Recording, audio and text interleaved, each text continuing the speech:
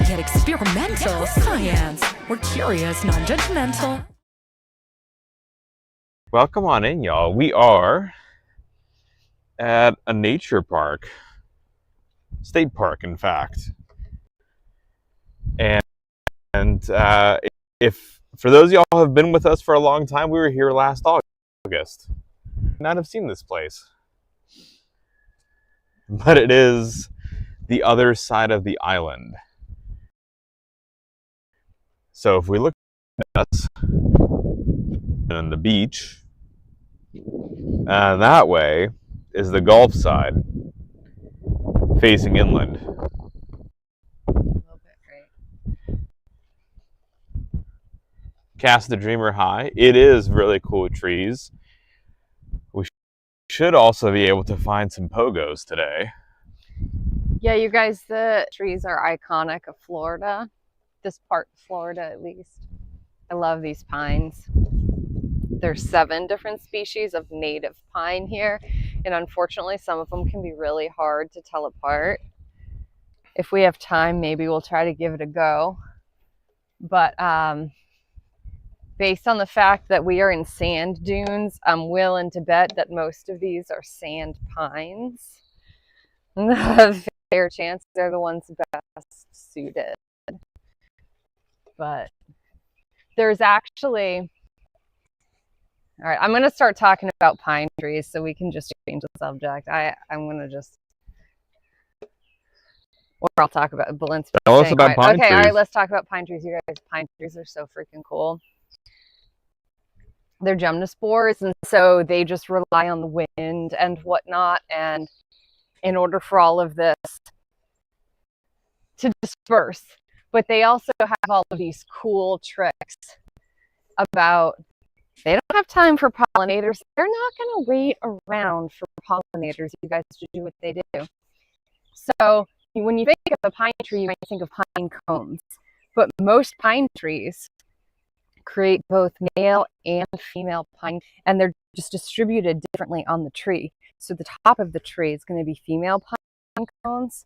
The bottom of the tree is going to be male pine cones. And that's because they're relying on the wind to spread the pollen. They don't want to self-pollinate unless, there are no other choices. That's not the best strategy. So if they had the males on the top, the pollen would fall down and you'd get mostly self-fertilization. Oh, that's clever. That's one of it. And also, that's why they produce so much gosh darn pollen. They just spew it everywhere because, again, they don't have pollinators to carry it around. And then sometimes... So Florida has at least one serotinous pine. What does that mean? It means they hang on to those little cones. They hang on to their female cones, chat, until themselves in order to spread their seeds. But they have so much resin in their cone that you need fire or some kind of extreme heat to open the cone. And that's just to make sure that the underbrush is all cleared away.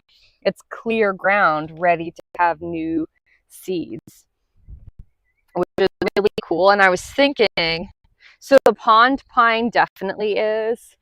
There have been a few reports that some of the other trees have this behavior, but I haven't seen them actually in the scientific literature. And because some of the pines are really difficult to tell apart, half of me is wondering if people are just misidentifying. Because again, I'm not finding these always in the scientific literature, these comments. But I think if we go off the island where we're more likely to find a pond pine, I thought it might be fun to scoop up a pine cone and pop it in the oven to get it to open. Yeah, that'll be really cool. That's neat, right? So that's because you need extreme heat. It's usually fire, but if a random human wants to come by and do that, they can. Although I should say, if you're going to do that, be really careful don't take too many cones. Be careful of where you're taking it, because some pine trees really are not great at reseeding areas. So you don't want to strip the area of cones. So that's just my PSA for the day. But anyway, pine trees, you guys, they're amazing. I also think they're iconic and freaking beautiful. especially these ones here, these varieties down in Florida. I think they're gorgeous. But like I said, we might try to do a little plant identification. But again, I think pretty good chance that at least most of these are sand pines. Pretty good chance. This part too, y'all, this inland between here and here is where the gators like to hang out. So if we see one, it'll be on this side. What was that word I taught you again? Persnickety. No. Didymus? What does that mean? Some aquatic species are able to transition between freshwater and saltwater. It means they're didymus species. Alligators are one such. Although they're not great at it, they can only tolerate salty water for short periods of time. They don't roll the way salmon roll. Laura Gale and Darth Chaos, thank you for streaking with us. Also, Hammy, welcome the heck on in. But we were talking about that at the aquarium and whatnot. Remember, you were like, that's a funny word. You made some kind of joke about how I was using a silly word. You do use fighting words a lot. Chat, I use silly words, apparently. Like serotinous. Serotinous is like serotonin. That's you know, I didn't know how to spell it 1, 6. because I'm a mess at spelling. And autocorrect, like the Google autocorrect did keep trying to send me information about serotonin, and I'm like, thank you. I really feel like I have a pretty good handle on serotonin. Feel like that we're not talking neurobiology today. Sleazy. Hello, Sleazy. And I should have bug sprayed up, you guys. I was hoping it was windy enough that this was not going to be a mosquito catastrophe. Sleazy, how are you doing? Hammy says this looks like Apalachicola. Mm-hmm. Hammy curses. You figured us out, Hammy. Sleazy, can you toss some of those munchkin emotes in the chat? They make me chuckle so much. Chat, this is outrageous. Look at this sign. Look at this sign. What do they have here? No horses. How dare they? Listen, horses are less disruptive to the walking ecosystem than freaking bikes are. And don't get me wrong, I love trail biking, but outrageous. Sleazy, thank you for the munchkin emotes. It's so cute. Here are the birds of prey that we can see potentially on this walk today. Ooh, bald eagle. That's cool. What? American kestrel, osprey, peregrine falcon, northern harrier, red-shouldered hawk, great horned owl, and the bald eagle. See, I only had one funny typo that I kept hitting this morning. What was that? I kept wanting to say hello to Kimmy. Yeah. And it kept autocorrecting to Timmy. Timmy. And poor Kim, I was like, I'm so sorry. And she's like, no, you're fine. I bet you have an Apple device, don't you? I'm like, yes. And she's like, yep. All right, y'all. If you remember, last year we found a bunch of harvester ants here. These are unique in that their venom is neurotoxic. It is a paralytic. Wait. I think these are like the flowers are really small. You guys, I'm sorry. We're talking bugs, but flowers. This is mint family, I do believe. It's not a mint plant, but it's a mint family. It's like gray cordina, something like that. I'm probably saying it wrong. There are a lot of really beautiful native plants in the area that I'm sure we'll be looking at. I just love that they're blooming right now. This is another native species. All right. In fact, let me pull up my phone. I'll tell you Give me one second. I'll tell you what the exact here, chat. I'm going to pull out my phone and tell you what the exact name is. I can tell you it's mint family. I'm more or less gray Conradina. Conradina, I don't know. Conradina, maybe? Gray Conradina. You guys, phonetics is not my thing, but I think that's... And also, why are we calling these guys gray? Can you lavender? Clearly, people in these. Can I just... I didn't make up lapis. Y'all, did you hear that allegedly there's a thing called lapis? And I did not make it up. These are clearly lavender. I can't focus on anything, apparently, but they're clearly lavender, chat. All right, here we go. Anyway, a cool native mint family flower.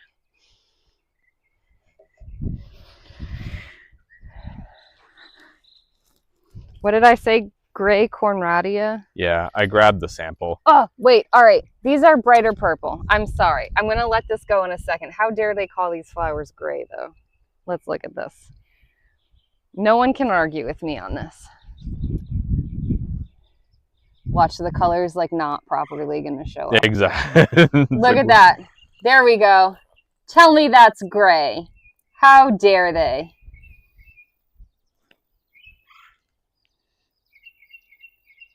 How freaking dare they? We should riot in the streets, chat, on behalf of these lovely little flowers. For those wondering, I did bring a couple of vials for us to bring back some samples. Ooh, and we have some. All right. Oh, we got some prickly pear? Ooh, that's a new growth on it. Yeah, you guys, this is... There's a couple different species of prickly pear. Hi, Wusa. Ooh, sorry. We have some huge spikes on these. This is going to help us do some cactus identification here. Those spikes in particular. Okay, but I'm sorry. We were talking about ants. Let's go back to talking about ants.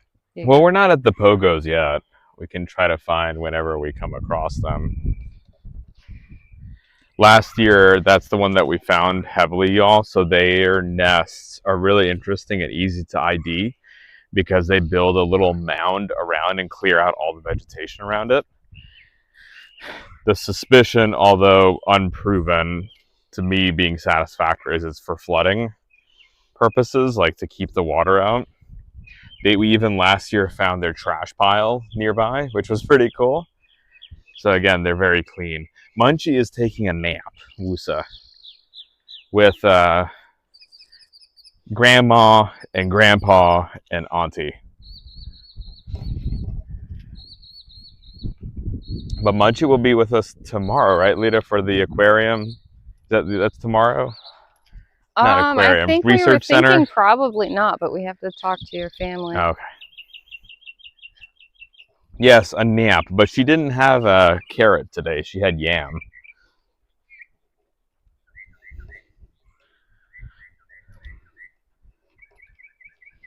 So yeah, y'all, we're going to continue going before we try to find one of these ant nests. There's a couple of little mounds I'm seeing, but none quite. I think some of these are more of your classic picnic table ants versus like the, you know, the ones that we're actually looking for, which is the pogos. Wow, you guys, these mint little guys are everywhere. The gray, not gray flowers, chat. They're everywhere. I bet we have some happy little pollinators. Oh, look, pines? No. No, what are they? Look kind of piney. No, they're not little pines. I'm not sure what they are.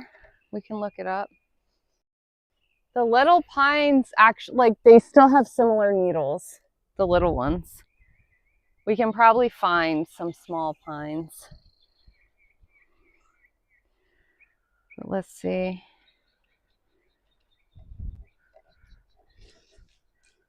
Yes, Cass, we are ant hunting indeed.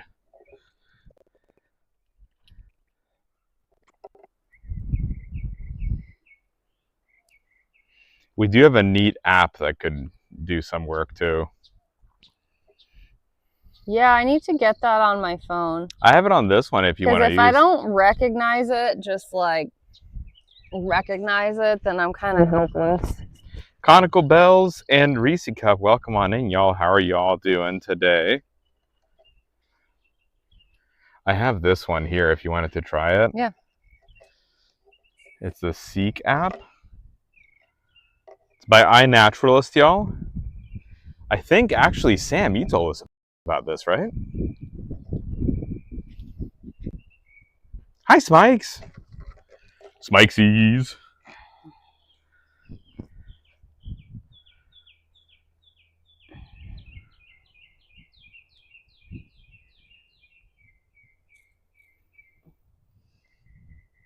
Working on some design stuff. Nice, Conical. I bet there's something really cool in that.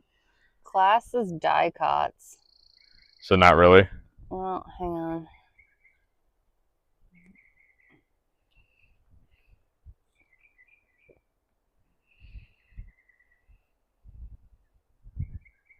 The gray cordinia is also known as the gray ghost, aka gray ghost redneck rosemary, says Lara Gale. Oh, and there is a giant. Wait, rosemary, but it is in the mint family though, right? I'm not making this up. Believe so. I'm pretty sure. I mean, plants aren't 100% my thing, you guys, but I know some stuff. Okay, all I'm getting is dicots, Not especially helpful. which is a class. Hi, Jaded Fairy. Jaded, apologies for missing last night. I was so spent. I started some new medicine, y'all. I think it kicked my butt. I think. Let's see if it agrees with me on this identification, though, shall we? There was a banded lizard that just ran past in there. False rosemary. Bye, Woosa. There's something else I wanted to see. False rosemary. I think it's the same. It does say it's mint. Hi, Agathor. Agathor's here, Lita. Up here. Hang on. Jaded, I took 2 naps yesterday. We got home from the beach, and I fell asleep sitting up in the chair. And then I ate a piece of something, and then I went downstairs and fell asleep in the bed. Why will it not? Oh, there we go.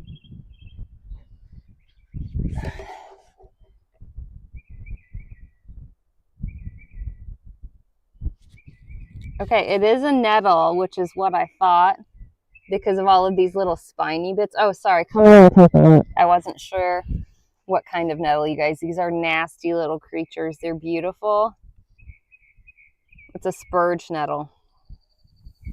Has beautiful little flowers, but I don't know if you can see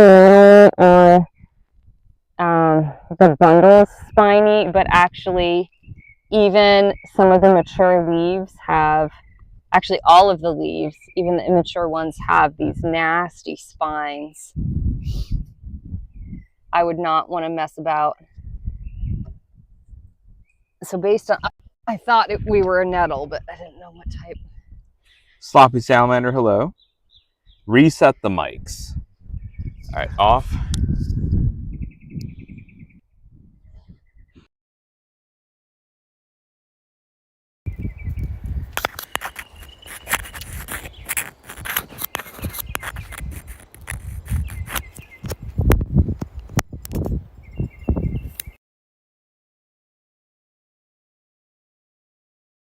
Any better?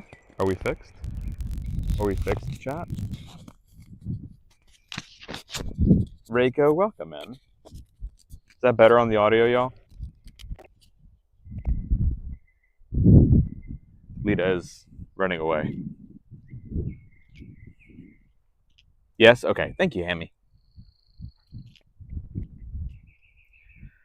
I do have some vials Lita can't see the chat.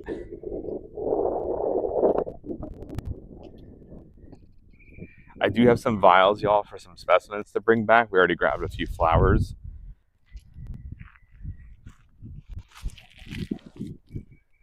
Lita, can you do a mic check? Hi. All we're getting is a genus. Come on, you guys, do better. I could tell you the gosh darn genus. She's not feeling it, y'all. Hang on. This is outrageous. Munchkin can tell you the genus. We're good? Awesome. Thanks, y'all. All right, y'all. We're going to continue on going towards the shade a little bit. Lita does some ID. I don't want to have y'all overheated too much. Chat, you guys, I did not bring my sunglasses. I'm going to be suffering and I'm going to end up with a heck of a headache. But here we are. This is the price I pay for being silly.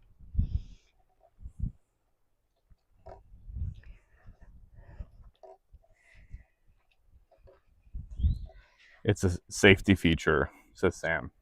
What is a safety feature? Wouldn't tell me species on a carrot in a, I can't read it, in a something, there's a safety feature. Oh, because are they worried that we're going to try to eat them because some of the plants are edible? That's, that probably makes sense. That's stupid. All right. We'll have to break out our prickly pear identification, chat, because that's stupid. But you guys, this is a really cool, St. George is a really cool place in a lot of these islands that are split. So we have two really different ecosystems, and this is a very narrow little sliver of an island.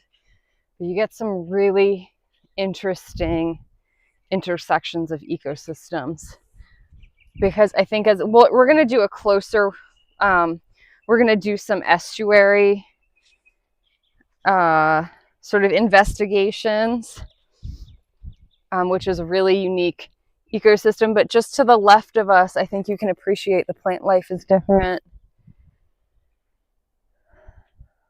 It's much the transition to marsh versus just on the other side of us, a very, very, very short jaunt. It's just dunes, it's just sand dunes and sort of classic beach.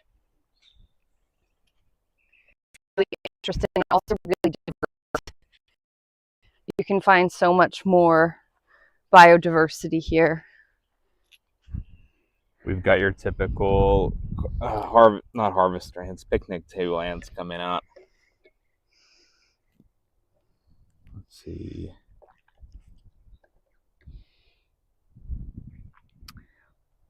So, Belinda, how many subspecies of picnic table ants are they? Because I know they're really widely dispersed. There they are. Are there a bunch of subspecies, or is it just all one thing grouped together? The only place I've seen it reliably, where I'm full saying, is just like they just call it picnic table ants. Okay. There's some like oh, we got raiders. Hold on. Who's coming in here with the raider? You know, 1-1 Lion. Hello, 1-1 Lion. Welcome in. Oh no, I squeaked. Raiders, welcome in. 1-1 Lion. How was your stream? Tell us all the things, guys. If you don't know 1-1 Lion, the web dev extraordinaire. My friend, how did everything go? Tell us all the things. Kai Fish, hello as well. Guys, please go follow 1-1 Lion. Not only an amazing streamer extraordinaire, but also one of the most handsome programmers on the entirety of Twitch. Please, if you haven't already, go and follow 1-1 Lion and go drop him a follow, right? Meow. For the Raiders coming in, my name is Belint, I'm 1/3 Lita. of SciAnts streams. This is Lita. Hi, chat. Don't mind me. I'm just arguing with my phone. Lita and I are research scientists with our PhDs in molecular and systems biology, and we do live science content every day of the week here on Twitch. We're on a 2.5 week IRL excursion, and we're just checking out the sites here. We're on St. George Island today in the national park. Welcome on in, y'all. So doing so much fun. We're still stuck on Design Slog, working primarily in Figma. Awesome. Cool. Guys, we got a fancy shout out for 119, right? Let me make sure that we got that for you, my friend. Thank you so much for the raid and for everyone coming on in. It's great to have y'all here. We're doing a little bit of, again, exploring and trying to identify different creatures. Let me get that shout out for 119 here. Oh, already got done. Thank y'all. Thank you, mods. You come over, Lita? There y'all go. Whoop. So we're doing some plant identification. We're also looking for certain ant species to identify.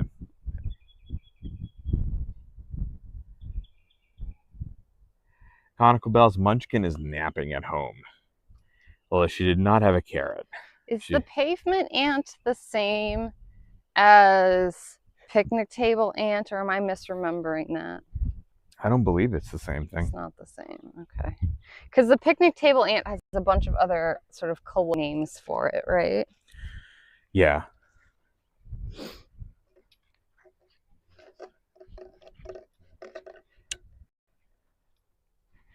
All right, chat. I don't know. I'm also not an ant person. I'm not a plant person, and I'm not an ant person. Somebody ask me a neurobiology question so I can feel like I know something. Do plants have brains? Plants do not have brains, although people will argue with you. Some people think it's interesting to argue about, well, plants can react to electrical stimulation and therefore they have electrical sensitive cells. Therefore, that's the same as a neuron. And if you have, how many neurons do you need to have a brain? Here's the thing. Yes, lots of cells have electrical potential, and lots of cells can therefore respond to an electrical signal, but they don't actually have electrical sort of terminals and ways of passing that information on the way we classically think of. Like, it is the classic characterization or classic characteristic of a neuron to do so, to not just respond to an electrical impulse, but to carry that and to have it encoding information. And so people like to suggest that that is a thing. And I would say, well, most cells can respond to some kind of electrical signal, or at least it's not uncommon. It is not a characteristic restricted to neurons. Also, hi, Dacum. I won't tell you to hit the Dacum, but it won't.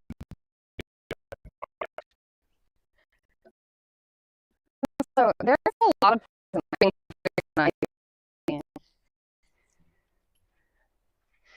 so this is a very different ecosystem that we're going to be seeing. We're going to do a couple of beach walks / dusk beach walk where we're going to be looking at all of the fun little critters that come out. I think maybe we said also a sunrise. Yep. Beach walk. Sunrise beach walk on Saturday, y'all. So this is going to be, it's going to be interesting just because, again, it's just, what, a quarter of a mile at most in to the right of us, and the ecosystem just completely transforms. I kind of remember some of these curves that we did yesterday, or not yesterday, last year. Like, it took us a little while to get to the harvester ants nesting sites.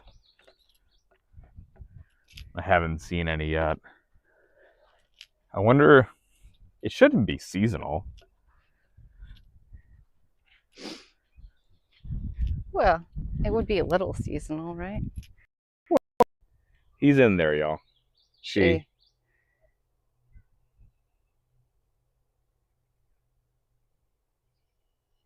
She doesn't like being in here, but she is.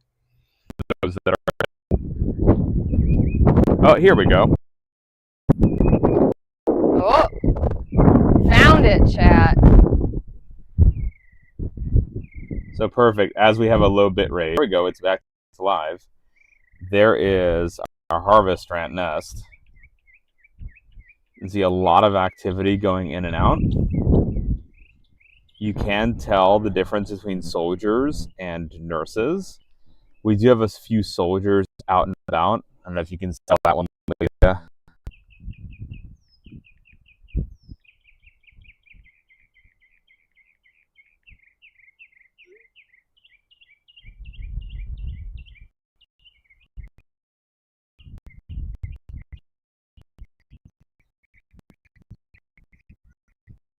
I think grab the soldier for that.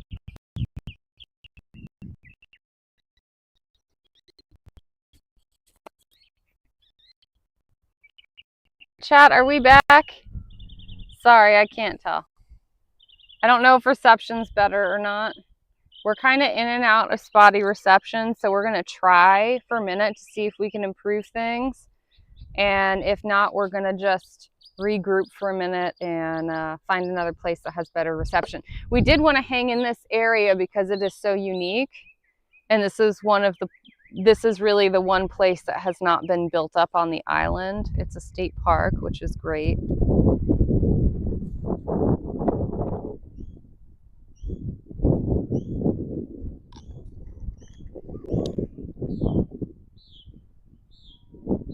You need one of those pine trees to secretly be a cell phone tower. I know. Those pine tree, those cell towers are ridiculous. They always make me laugh. They're always like twice the height of all of the other trees around them. Trees in quotes.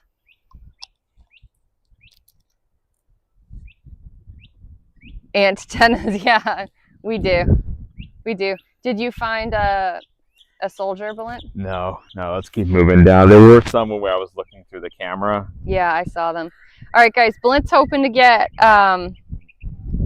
hoping to find a couple different casts of these harvester ants. So we're gonna move a little bit, see if we can get some reception. I also think a storm is moving in. It said we're all clear for storms, but I gotta tell you, ever since we got up this morning, feels like something is brewing, and that might be making reception even worse. See, all the Florida harvester ant is really cool because they're one of the only harvester ant. They're the only harvester ant in Florida that has multiple casts that look physically different. The other harvester ants, the casts, while there might be soldiers and nurses, they're all identical looking. And it all actually is different in terms of they've changed their jobs by age. So the older ones forage, the younger ones take care of the nursing. Older ones also do the soldier for the other casts. But here, these soldiers and nurses, they're actually physically different. And what I thought was really cool was the queen is about 12 millimeters in length. So not massive for a queen, but still bigger than what we were looking at.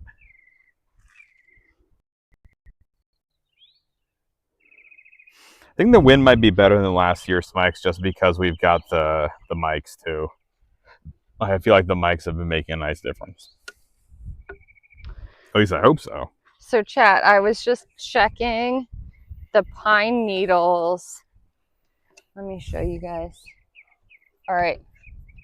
So one of the best ways, hold on, zoom out. One of the best ways to identify, one of the easiest way to start narrowing down the pine trees, especially in Florida, like I said, there's 7 native species, is how many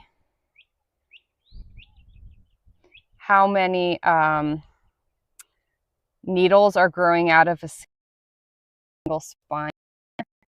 Spine anatomy words, but anyway, typically the sand pine, along with a bunch of other species, has 2. But I see 2 of these are triplets. So I think we have a mixing of species here. And it's just hard to identify we don't know which tree these came from. So I'm just looking around. I'm going to just like pop in. A lot of these guys, I mean, some of these trees are really tall to be sand pines, but I'm going to just keep sneaking over in any of these trees that has a low enough hanging branch for me to take a peek at. I'm going to see if we can find doublets and triplets, and we can try to figure out what variety of pine species we have here. Hi, Queen Coffee. Laura says that they checked the weather and there were small spotty rainy areas that might not be affecting us, or maybe it is. Also, question is, are needles leaves or not? They are leaves. I mean, they're in a different classification, but this is the photosynthetic part of the pine tree. The needles. Yes. All right, we've got another Jeezel beans chat. Harvester ant colony here. So you can see the area.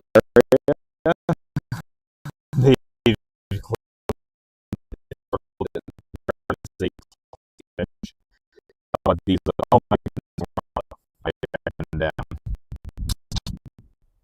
Let's try to continue then.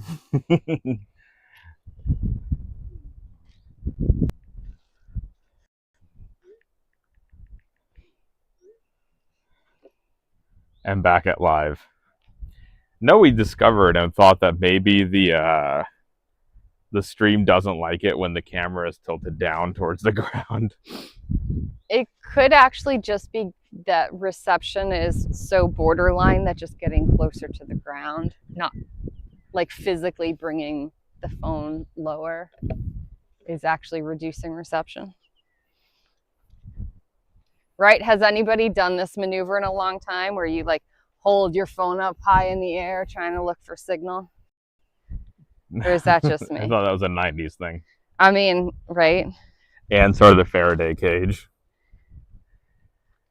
So I think actually here, y'all, last year, yeah, I think, Smikes, this is it. We remember, for those coming here last year with us, we had this bridge and a giant ant nest here. And if y'all remember, we had a TikTok short. Yep, look at that. The ant nest is still here. Smikes, do you remember this? This is where we did the bottle for scale. All right, how about I'm going to hold this. This is totally the same place, Lita. Why don't you go in? I'm going to just zoom in. Would you buy that it could be the same place? I mean, the lifespan is long enough.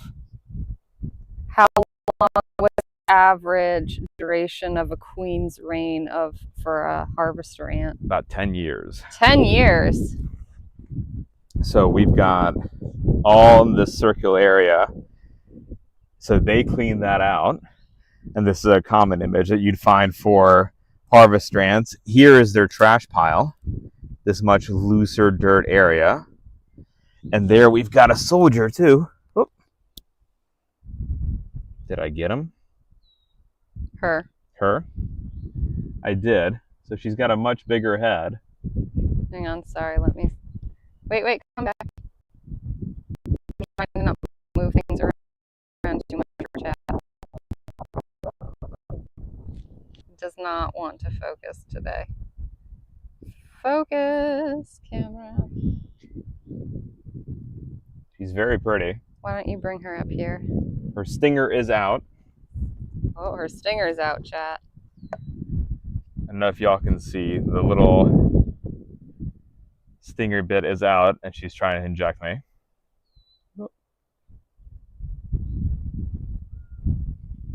I'm trying real hard to focus here, chat. There we go. Maybe, sort of. Kind of, sort of. We're drifting in and out of focus here. She's not happy with Balint. That's the TLDR of it. She is angry, yeah. But much bigger head than those nurses that we were looking at. Yeah, so you're going to put her in a sample jar, and then maybe before we round out stream, we can show everybody as a side-by-side in the little sample jar. Yeah. And we'll also have these for microscopy too, y'all. So what kind of stuff do we normally see In a trash pile. So Walk us for through what we're these, seeing. these are usually herbivorous. Oh, low bit rate. Hang on. Just give us a minute. Are we back? Low bit rate seems to be gone. Let's try that again. Okay. So chat, look, I just blew on the nest. Look at the behavior that's triggering. Everyone just went inside. I don't know if y'all saw that.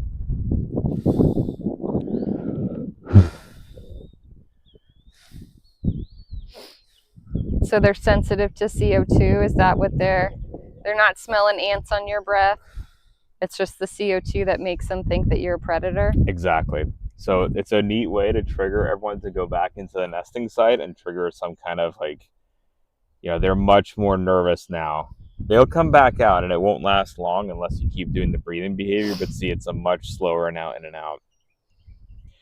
So the trash pile for here is elements like when they're digging that they don't want, so they'll actually bring it out. And then they also have occasional bodies here, like in the trash pile, and then breakdown of seeds that they no longer want in the nest. So like the outside of them. So if anyone's watched the cinematic masterpiece Bug's Life, those are most likely harvester ants. Because if you remember in Bug's Life, they were just grabbing for seeds, trying to harvest seeds. Ooh, sorry, chat. Overcorrected. All right, so what do you see when you're looking there? Do you see seeds, dead bodies? We have some seed remnants. We've got a bunch of loosely packed soil, so that's probably from them digging stuff out. As for the bodies, yeah, there's some heads here. Oh, some heads. Some decapitated guys. It's not uncommon for ants to want to be eating each other. In a lot of species, it's easier for them to just eat one another versus actually take care of each other. Wow. So it's a nutrient recycling. So does that mean if they get sick, they'll just randomly if resources are low? Sick, they'll probably get rid of the others and take the body out or remove them because there's an odorant change. Okay. If it's an injury, like when we do the injections, they'll just eat them. Okay. And then if there's a lack of resources, everything goes towards the embryos and the queen. Okay. Except in some species, is it Camponotus that they will actually, or am I thinking Harbignathus? Which ant species kind of panics, and when they get stressed out, they actually eat the pupa? The Harbignathus, the Indian jumping ant, will actually eat the embryos. I know you guys might be wondering how could I get Harbignathus saltator and Camponotus confused, and it's just because they were both ants that Bulent kept in the lab, and I never had to work with them, so I was like, I remember some of them eat each other when they get angry. Yeah, this nesting site was here last August when we came to visit y'all. Oh, and what is this? Uh-oh, chat, he's poking. He's really making people angry now. They brought in what looked like a jewel wasp. There it is. And I would like to see this. Ooh. He's getting himself into a whole mess of trouble, chat.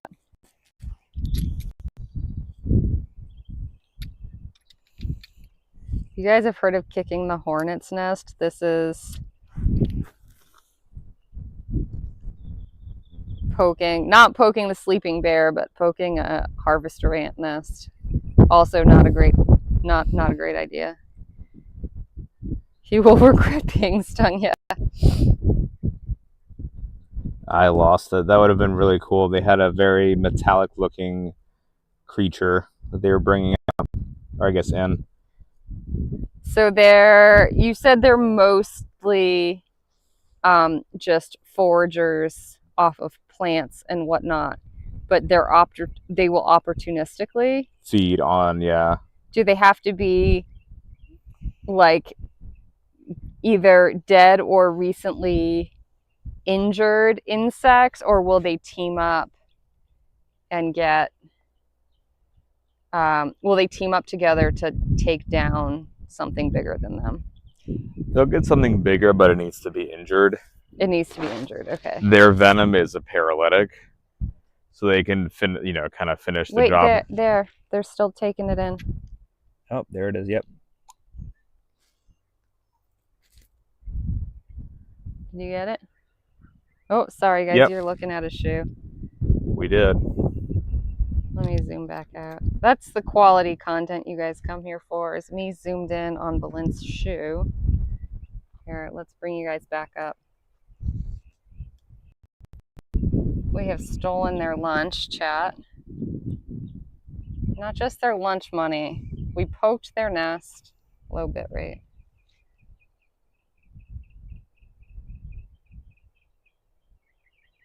This is really gonna... Oh, thank you.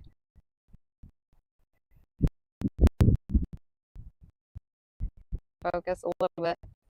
Here we go. We have a jewel wasp body. Look at it under, gosh darn it. We'll look at it. You sure that's a jewel wasp? That doesn't look like a jewel wasp. No, I wasn't sure. Okay. It just said, when it was a quick glance, it looked like it was something like a jewel wasp, and I was like, maybe it's metallic something. I do not think that is a jewel wasp, chat. I think it's, too big. But it's really pretty. It is. We'll identify it, see what they were snacking on. Hi, Queen Kimmy. Guys, Kimmy was wearing this shirt today on her stream. Ooh. She made it much, much, much nicer looking than when I wear it. Much more fashionable. Yes. Hi, Queen Kimmy. Guys, go follow the lovely and amazing, breathtaking Kimmy DNC. We can shout out in 14 minutes. We already gave her a shout out because we always do that, but we love the lovely Queen Kimmy here. Kimmy, how are you doing? Lovely stream this morning, madame. All right, shall we look for another? Are we looking for another nest? Yeah, we can continue along. That one, y'all, again, for those coming in, we saw that ant nest last year. Thank you for streaking with us, Kimmy. So is there a way to tell how advanced and hi, Tatum, how established a nest is? Yeah, so on that one, what's really nice is the size. So if you look at like the diameter of like where they've cleaned out, there's smaller ones for new nest sites. And then on top of that, there's like, if you can count how many nest openings there are in the area, like surrounding that immediately. Like there's the primary one that we looked at, but then there's also like smaller ones as well. How big, like in radius, does a harvester, excuse me, chat, does well, here, like this one's a beast. Like what also does really nicely for them is that it's raised. I don't know if you can see. Yeah. So that's a very active one, and like an older one that's probably a couple of years old that we've got there. Okay, but radius wise, like, are we standing where we are right now? Are we standing on, if we were to go straight down, would there be part of a colony here? Does there, like, what's the radius around that central mound? So my bet is yes. If we went straight down, we would hit it. There's a couple of, like right under this bush, and it's usually like not off just to the side. So probably on the edge of here, I'd say we're still going to be hitting it. Okay. And then how far do they travel? Like we didn't walk that far we just crossed the bridge. So is it likely that workers and foragers from that colony are intersecting like with guys from this colony? And would that be a source of conflict, or are they far enough away that they're like, whatever, man, you're cool, I'm cool, you're cool, head down, keep walking? I don't think those two would cross paths. They wouldn't? They don't go that far? No. What's the range? How far will these ants travel? I think for mating flight, it's about 100 meters. But just for foraging. Foraging, it's about 20 meters. Yeah, 20 meters. You think that's 20 meters? There's at least an overlap. Maybe. Chat, he's ignoring me. That's fine. Also, thank you, Juan, for the follow. Tatum, how are you doing, Tatum? Guys, we're at 109 follows away from 10,000. You take it back. Oh, well, it wants me to take this back. Sorry, chat. Back live. 109 away from 10,000, y'all. Can we make it before we get back? Probably not. But it's good to aim. One does not simply ignore me. I think last year, Adam and I found like these smaller nests. Mm-hmm. Like, again, these little dug up sites here. Hang on. I don't want to make... Ooh, I don't want to... Sorry, chat. That was a little bit more... So these are also dug up, and you might be like, where's the entrance? It's right there. There's a little hole right on there that they've been coming in and out from. And so Adam and I dug one of these up thinking it might be like a new nest, but it was just part of a tunnel system deeper in. So when you see one of these, it doesn't necessarily mean like a small nest that you'll find a queen. It just means it could be that, or it's probably something else connected here. So you have to really make sure that you scope out the area. And also, what is it? 1 out of 20 people have some very serious allergies to these ladies. So maybe, know whether or not you want to be... I saw some fresh digging, chat. I was just taking a peek. So know whether or not you really want to be digging up one of these nests or not. Yeah. And my bet is you probably don't want to be digging. And also be sure that you're not doing so in like an ecologically sensitive area, etc., etc. Hi, Nerduino. Guys, the only accredited NASA scientist is here in this chat right now, who streams live on Twitch. He had a great stream last night, as he always does. Educator extraordinaire. Let's go this way first, I think. You guys, I don't know. Yeah, do I have a cold or allergies? I'm guessing it's allergies because this really only hit me once I got out here. The sneezing is because of the sun. I'm guessing it must be allergies. Like I said, it's just out of nowhere hitting me. I was feeling just fine when we started this adventure. We came this year with Adam too, or last year with Adam. So we're actually being able to revisit some of the same areas. And there were nesting sites around here last year too, on this side of the dune. So it'll be interesting to see if that's maintained or not. Mamad, thank you for the follow. Welcome on in. Heard he has his PhD. Yes, Nerduino has 2 PhD and 2 master's degrees and a bachelor's. I'm going to turn my mic off for a second.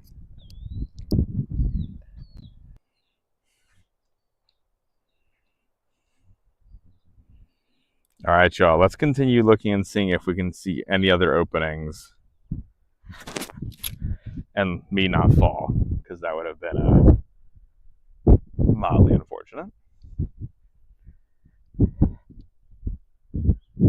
And again, it's just looking for those, like...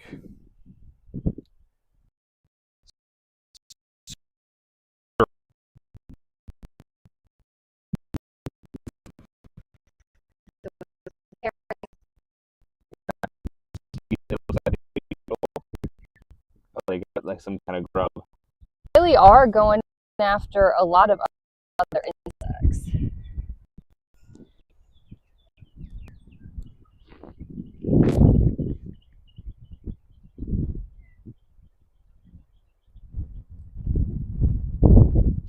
Oh. Conical Bells, oh my goodness. Thank you so much for the 10 tier 1 gift subs. Thank you, Conical. Those went to Vowel Movement 19, Lily Sleeps Late, Hidden Juju Beast, 2001 Lotus, Unte Foria, Chubby Hubby, Phoenixilix, Serota Cyclist, Blue Eyes, Goob and Cheese. Thank you all so much for those 10 gifted. Thank you, Connor.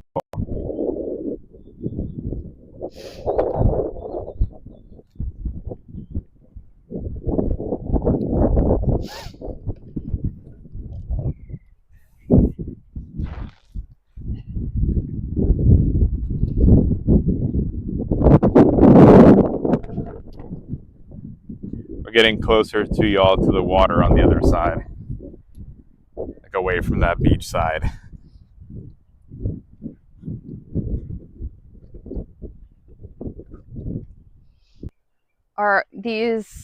Is this variety of harvester ant active year round, or do they have a low season, like a quiet season? Hello, Island. Welcome in. My understanding is they don't have any kind of quiet season or hibernation. Unlike, neither actually do the Florida carpenter ants, but the Pennsylvania carpenter ants, same genus, different species, do have to be put into the fridge to overwinter. And if you don't, the animals actually don't survive. Interesting. Because some species, well, okay, for instance, this is, quite a bit different. Hi, Moonrise! But we were talking about how the striped skunk is found across a very wide range, and it's, even though it's not subspecies, its behavior changes, like its mating behavior changes depending on like how many litters it can have, etc. So in Florida they tend to have 2 because of that longer breeding. Because of the right? longer breeding, yeah, the more hospitable climate. So what are we looking at here? Not harvester ants. These are probably more of those picnic table ants. There was a big one, Lita, a little bit further back. Okay. That had a lot of activity. The other thing too is if it's not ants, sometimes those little crabs that we have. Yes. Also, the ghost crabs, y'all, which we'll see on our evening walk on Wednesday. But I don't think they're on this side of the island. They are. Are they? They are. Ooh, So I stand corrected, the only reason I chat. know that is because last year, Adam and I found some residual elements of them, like leftovers that didn't make it. I just got schooled, chat. I was pretty sure they weren't over on this side of the island. But yeah, Island, we enjoyed the Tallahassee Museum a lot. Cliff! Hit it! So what I think would be great one year, you guys, would be to take you guys on a little canoe or kayak adventure right through this little strait here up into some more marshland areas. Also, hi, Fishman. Check out the estuary a little bit, estuary region a little bit. We're going to be doing a little bit of looking in a day or 2 into that habitat. But anyway. Also, y'all, happy Memorial Day.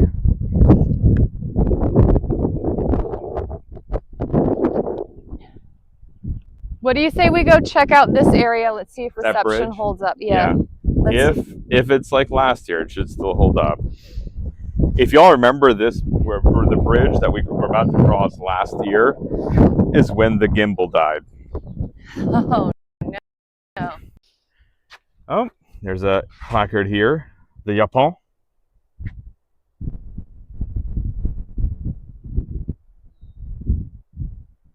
And that is an evergreen holly. The leaves have a wavy edges, not prickly ones like the Christmas holly. Drink caused vomiting and purge their bodies before journey or battle. Leaves of this tree often carry high levels of caffeine.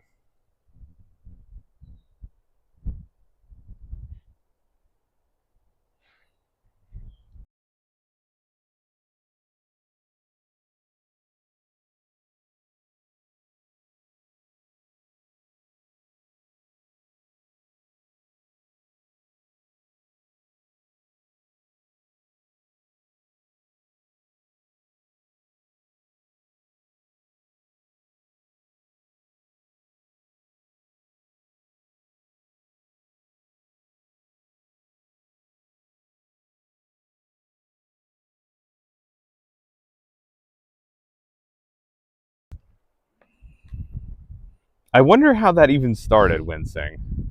Did we just start to be goofy to begin with, and then it just maintained? Oh, there's another harvest ant nest. Y'all, this one too we saw last year.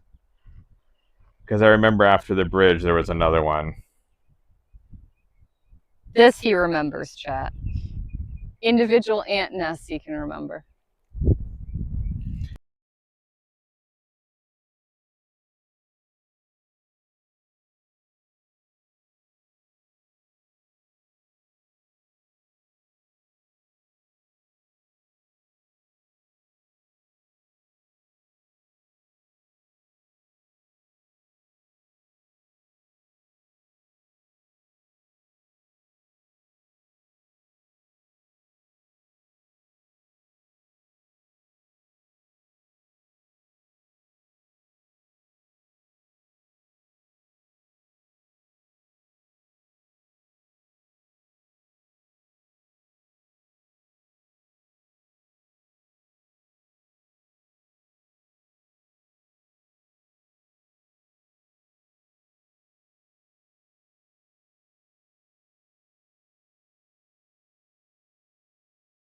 So last year this part was underwater. Okay, so we have a bunch of holes down there. Do we know? I think that's where Adam and I saw crabs. I think as it crab sites and crab exoskeletal remains.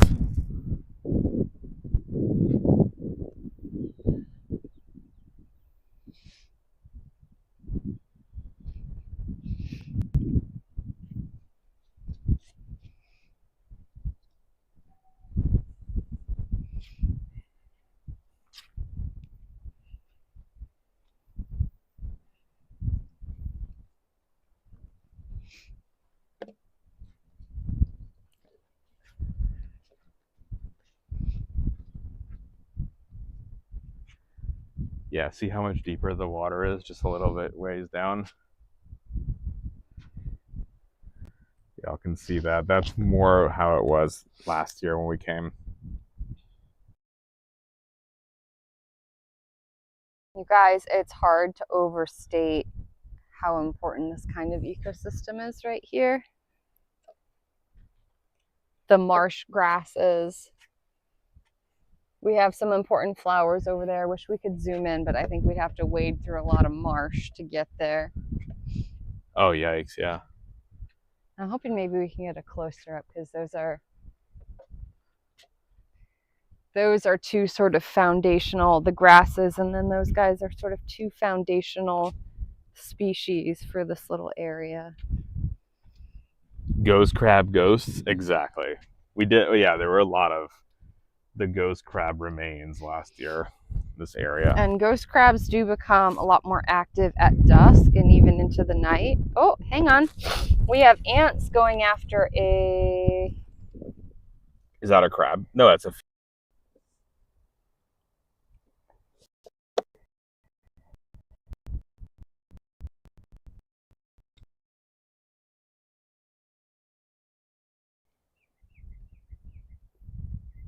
Out and about in Florida.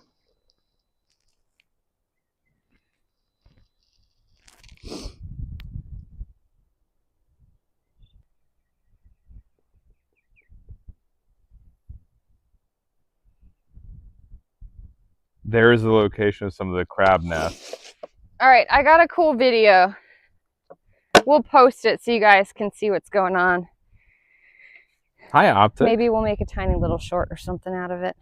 Last year we saw these locations as sites for crabs. I'm going to take some pictures. I don't know that Valent's going to be able to do a zoom in, but you can see how the excavation here is really different than what the ants do.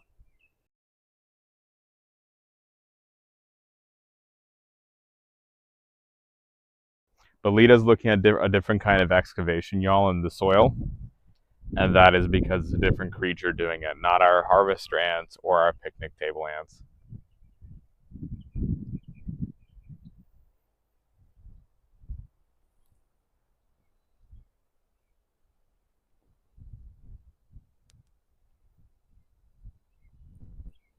But Lita's getting us some images, y'all. Did you try just holding it up but zooming? I have not. Let me do it. Hang on. Hi, Saphira's mama. Welcome in. You guys, I should have brought the special little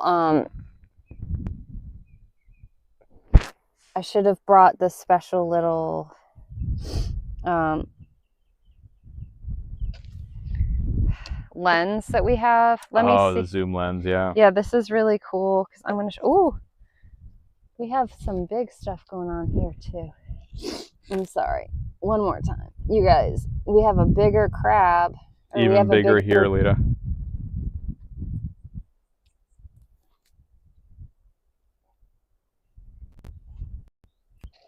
All right, some of these are ooh, yikes, there's some big ones here. Let me show you. You see that? Yeah, that's similar. All right, guys, hold that for me.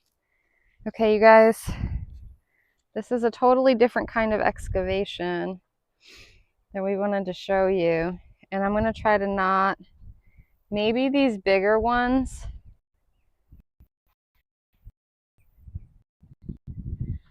I'm going to block you with the sun a little.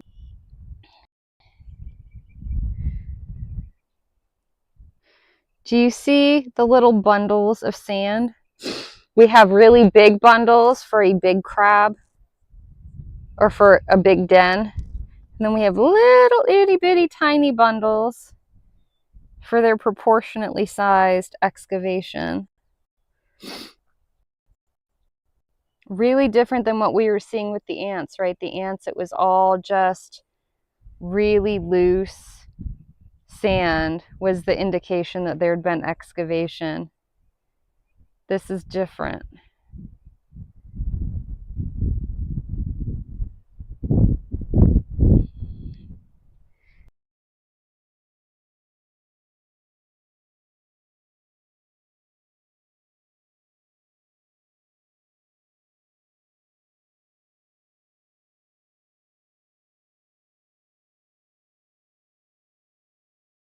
We only discovered this area, y'all, because one year, like, I knew it existed, but it had never come.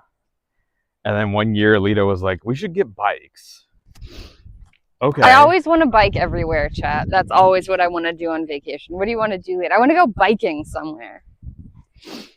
Blint's family thought I was crazy, but we did rent bikes. And then it was, where are you going to go if you go biking? And I was like, we'll find somewhere. And Blint found this. It's on the other end of the island from where the more residential stuff is. More people are wondering where Munchie is. I know. Munchkin is resting, you guys. Taking a nap. No carrot, though.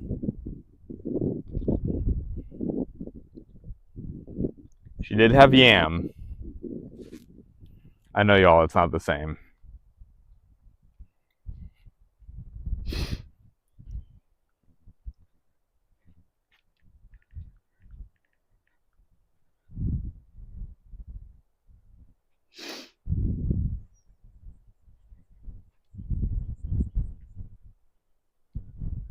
We haven't seen any fancy birds yet, Lita, have you? Wait, what was that? You haven't seen any fancy birds yet? No.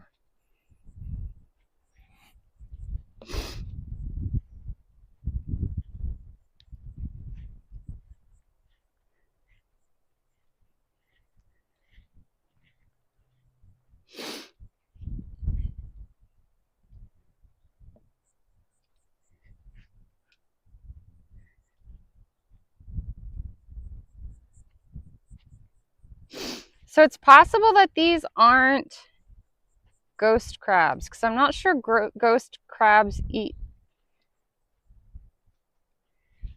Interesting. We're going to have to maybe take a closer look, you guys. We need to see an actual one of them. So ghost crabs, this is why I thought ghost crabs weren't over here. Because you don't have the same regular change change of water level as you do on the other side. And that's usually where ghost crabs are found. These might be sand bubblers or some such nonsense, and they, when they're excavating, etc., they're also hunting for food, and they roll balls and then dump them out. Huh. Because they're sifting for food. That's what I'm wondering.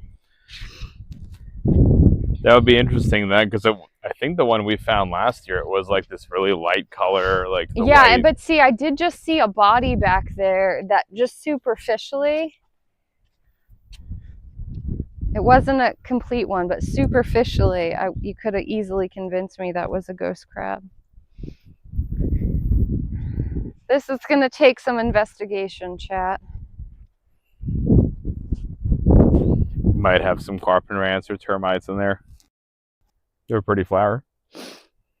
That is a pretty flower. I think that's a color variant. I'm guessing that looks like a beach morning glory to me. But they do have different colors, although it's open right now in the middle of the day, which is odd. It's very odd. There's more here.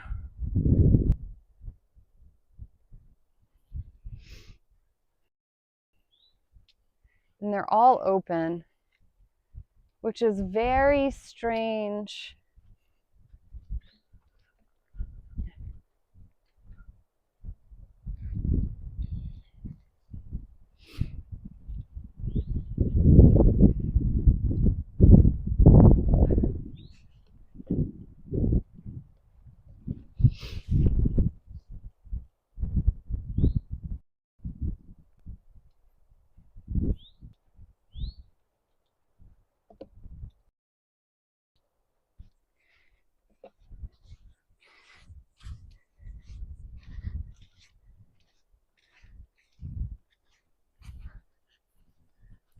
Sam says they always open in the morning, usually close early in the day, but not always.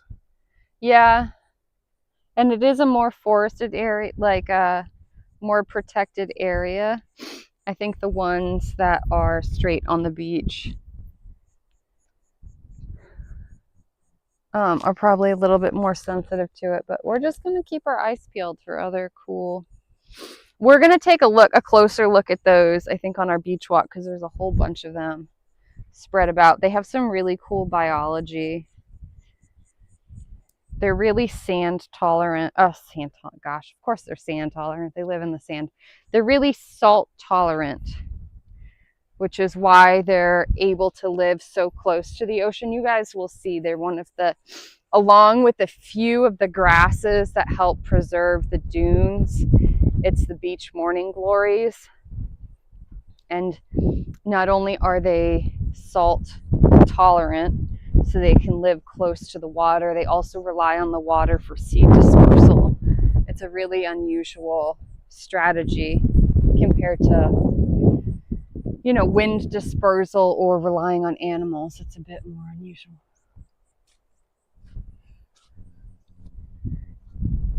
But we'll chat about that more and take a closer look at those guys. I don't want to have to go off. We don't want to be disruptive to this ecosystem, so we're trying to stay close to the trail. And I know when we're up on the beach, it will be a lot easier to take a close look at those guys. And jump around all over. Yeah, we don't, I mean, we'll still be mindful of the, oh, we have a cardinal over there. Bright red cardinal. We'll still be I don't see it. on the trail. Oh, yeah.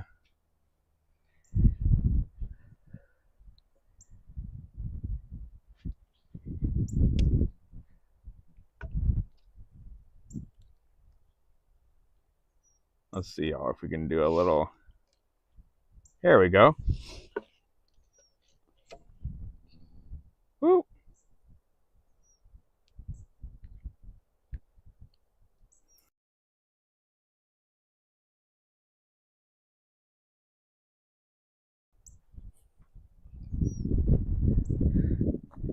Another harvester ant nest.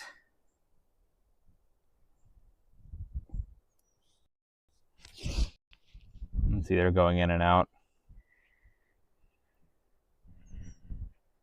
2 entrances, one there and one there, if not more.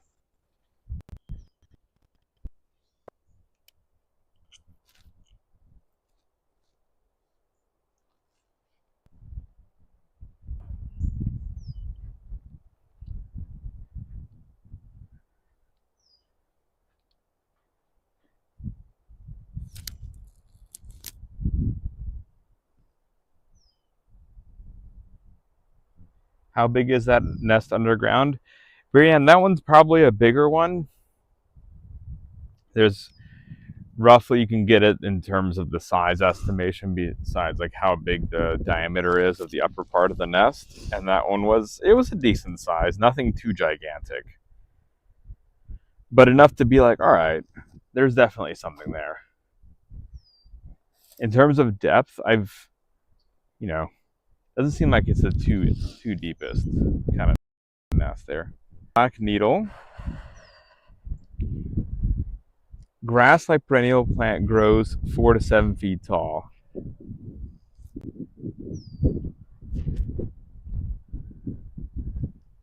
There it is.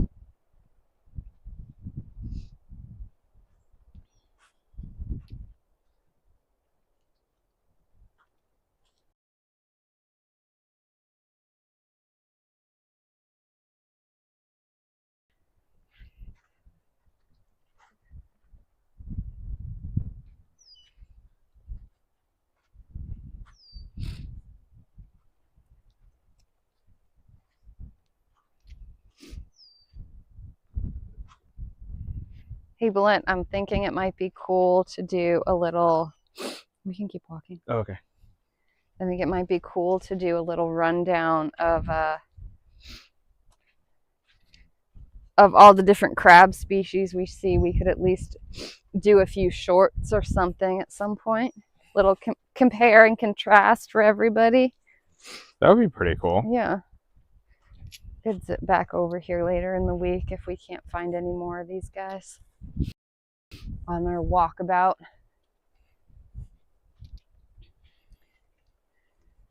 That's interesting about the other species of crab that you were saying. Ghost crab. Yeah. Yeah, well, it's unusual for ghost crab the way they eat. Rummaging around as they're excavating, etc., rolling the sand balls around, looking for snacks, nighttime snacks.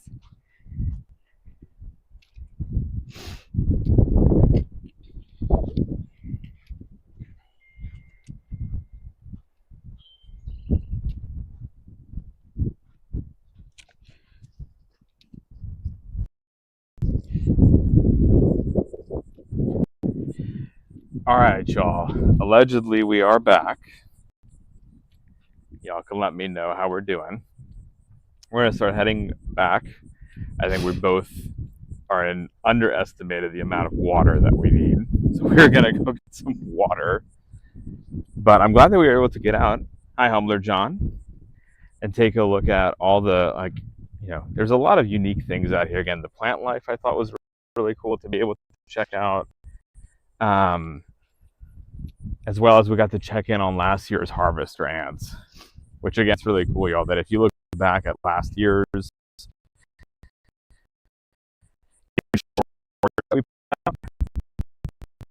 shorts that we put out last year were about some of these sites, which again I think is really, really cool that we're able to do, like check that I had the memory to be able to note, like, oh yeah, this is what the location looked like. I think my favorite plant so far, though, is still just the prickly pear. I can't not enjoy the prickly pear. For a little Easter egg for those that came out last year, Adam did come out in flip-flops, and he did step on a prickly pear that did stick through his shoe.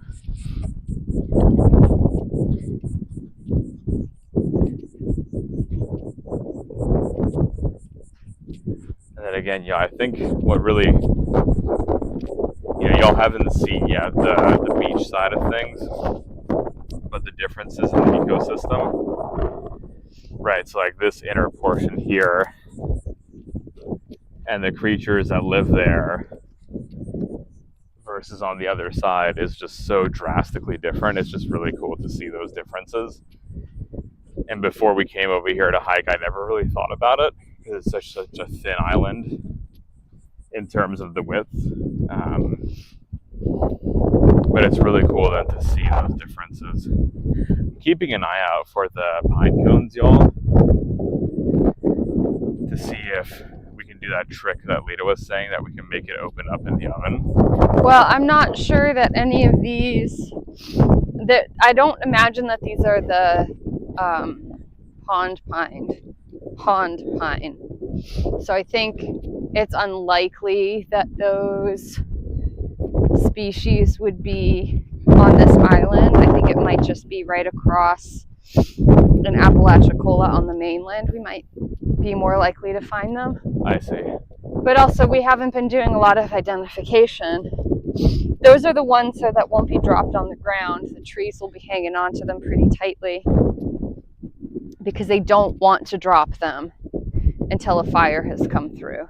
Gotcha. So they'll hang on to them pretty tightly. Yeah, and based on like the pine needles that you showed, and we were IDing with the 3-piece, that's what I've been primarily seeing on the ground. Well, that's no. We have a lot of doubles as well. I think we have a mix. Okay. And we just haven't closely identified them. But unfortunately, that doesn't really narrow it down too much. I think of the 7 native, and there are some invasive, or maybe not invasive, there are some non-native pine species, of course, in Florida now, because there's non-native everything everywhere. The difference between invasive really just has to do with the success of the non-native thing. So for instance, a lot of us have non-native flowers in our gardens. You know, if you bought them from a regular garden store that doesn't specialize in native varieties, Tractor Supply, any of those places, probably non-native. Wouldn't necessarily call them invasive though, because they're not taking over the place. We had to go out and cultivate them and plant them, and then maybe they give us a season of flowers and then they move right along. It's only when they start taking over the ecosystem that a non-native organism, you know, whether that be a plant or an animal, actually becomes characterized as invasive. Oh, there was a crab. So we have some non-native pine species, but there are 7 native ones. And I believe 3 of them have doublets. If you look at how their pine needles, how their actual needles are growing, are they in clusters of 2s, 3s, or 4s? I think slash pine is one of the few weird ones where they can grow either in 2s or 3s, just to make your life especially difficult. So it will help start. They're called slash pine. Yeah. I think, let's see, I think they get their name because of the resin. I believe that's the species where if you cut them, they have this incredible high concentration of resin that can come outpouring. And that was one of the reasons that they were harvested. Oh. Originally. So, see, these are, you probably can't really zoom in. We have open and closed pine cones here. Just because there are closed pine cones, it doesn't mean that they need fire to open. They could just be hanging on to them for right now. They're not ready. They're not ripe yet. But identification of the pine species is actually really quite complicated. I was trying to get just a really nice user-friendly guide so that we could all follow along. But a lot of it comes down to actually accessing the cones, and not just the cones, but the seeds inside the cone. There are some species where that's really the only way to tell them apart. And sometimes some of these pines grow really tall, so there's really no good way to get up there and check. It's like the seed shapes. Yes. The sand pine is one of the few species that doesn't like self-prune its limbs. It's usually shorter anyway, and it will have a bunch of scraggle arms kind of everywhere, so that can be easier to identify. It's also going to be one of the few species that really thrives in sandy areas like this, low nutrition, like well draining soil. But that's obviously not the only pine species here. If we have time at some point, it would be fun to take a little peek at identification of these guys, but I think today's not the day. It would be great as a slushie. I know y'all, I'm on my slushie kick again. I mean, I could go for a slushie, or that, like, what was it that if we go back to the nature walk place in Tallahassee, what was it they had? They had adult slushies. It was a mango white wine slushie. Yeah. I don't know how that would go, but it sounds adventurous. I'd at least give it a try. Would I finish it? 50-50. Maybe. But it's one of those things I would just enjoy giving it a try. Laura Gale says, Pinus, commonly known as slash pine, is a conifer tree native to the southeast U.S. Slash pine is named after the slashes, the swampy ground overgrown with the tree that constitutes its habitat. Smike says, I have a slushy addiction. Probably. Smikes, I'm trying to plan out the drive back and like to the house and be like, is there a slushy place to stop there? There's an ice cream place, but I don't want an ice cream. Smikes, here's the real question. Have you done anything about your lack / deficiency in bunny-shaped foods? Munchkin and cannoli are both. Chat, Smikes, it turns out, does not eat enough bunny-shaped foods. People are worried about him. Bunny-shaped foods is an important food group. So I've heard. Tatum says, I would like a grape slushy, please. Drive 4 hours south, says Hemi's Hangout, and I'll make you a slushy. Oh my goodness. There's an offer, but Lynn might actually do it. Watch out. Listen, y'all. I love slushies, especially on really hot days. Which, for me, being in a house without air conditioning is a hot day. It's like, oh, there's open windows. It's nice. Is it?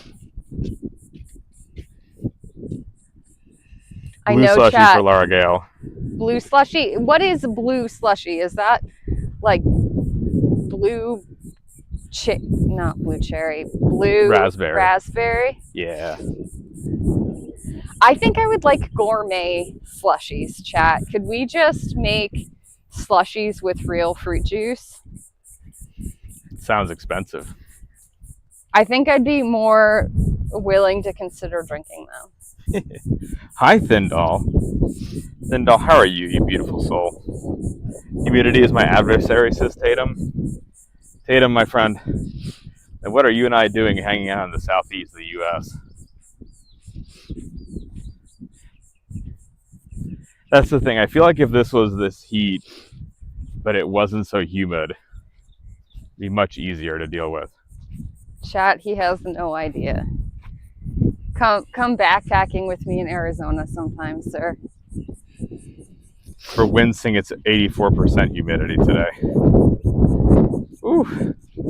I actually think that could be fun, chat. Since we've been doing some IRL stuff, I was thinking about reaching out to some folks I know in the Arizona area who still do field work. I think we'd have to get actually like a satellite boost or something, but that could be fun.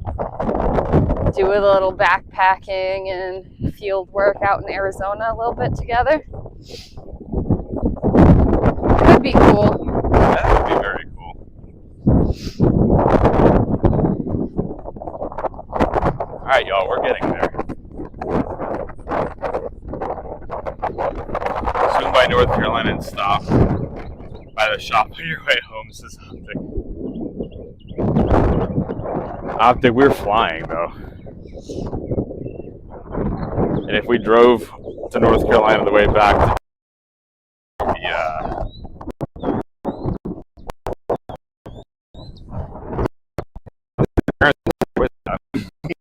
But we are in a separate car. I know.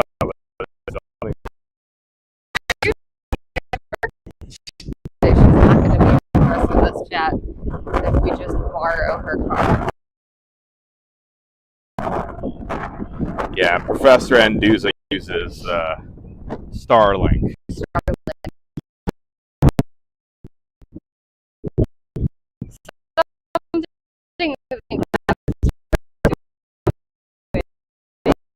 So if you drive back, you probably have to pass through my neck of the woods. Fishermen, that means we wouldn't pass through. We would just stop. It's going to be like the back and forth bus hug. Yeah, coffee. Apologies. That little trek there was choppy.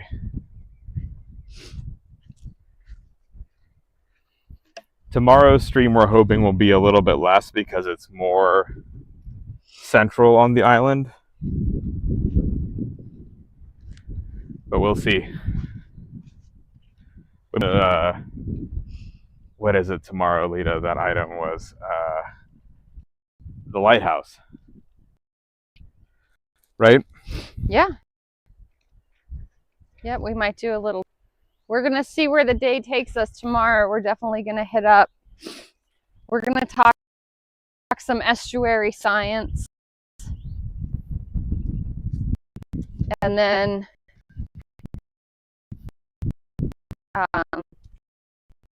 see where the day takes us.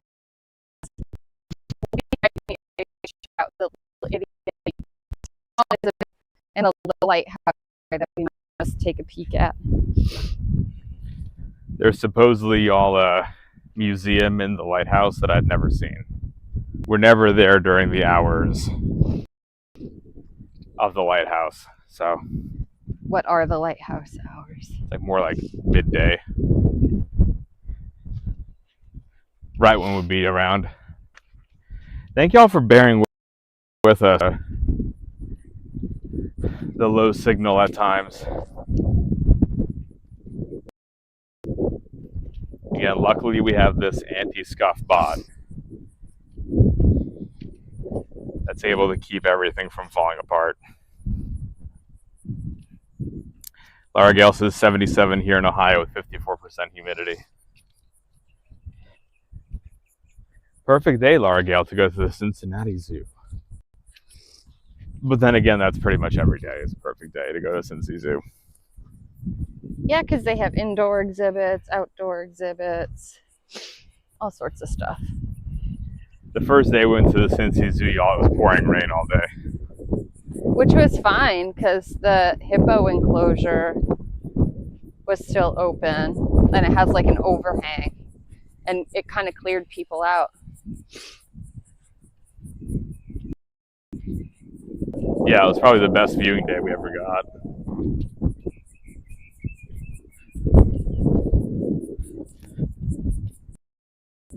Whew.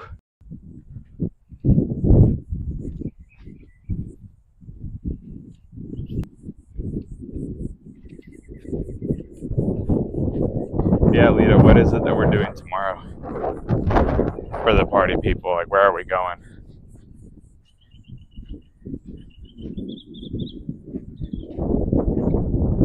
Oh, okay.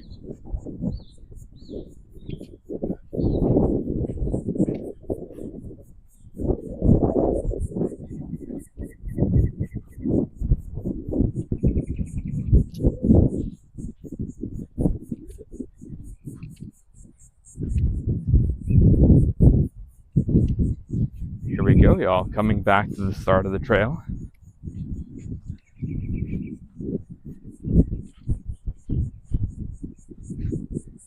Whew.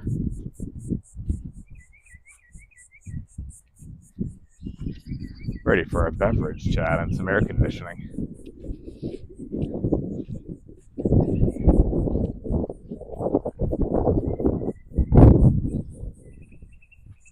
But, and I think it was cool to check out some of the plants, check back up on our harvester ants. We'll look at some of them underneath the microscope upon our return.